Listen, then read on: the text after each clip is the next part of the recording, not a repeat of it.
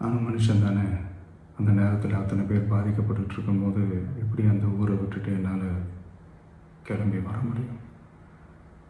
நான் திரும்ப அங்கே போகணும்னு இருந்துச்சுன்னா அதை ஒரு காரணம் காட்டி அங்கே வேறு சில பதட்டமான சுச்சுவேஷன்ஸ், வேறு சில அசம்பாவிதங்கள் அந்த மாதிரி எதுவும் நடந்துடக்கூடாதுன்றதுக்காக தான் நான் அவாய்ட் பண்ணேன்.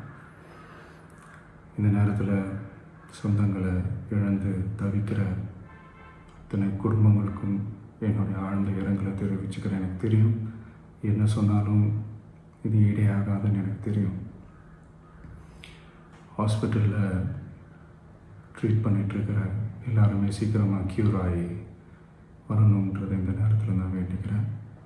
கூடிய சீக்கிரமே உங்கள் எல்லாரையும் நான் சந்திக்கிறேன். இந்த நேரத்தில் எங்களுடைய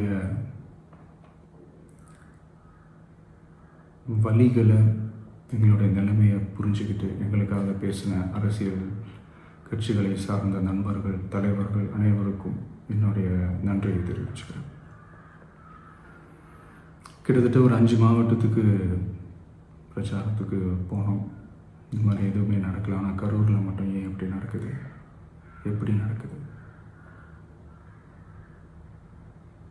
மக்களுக்கு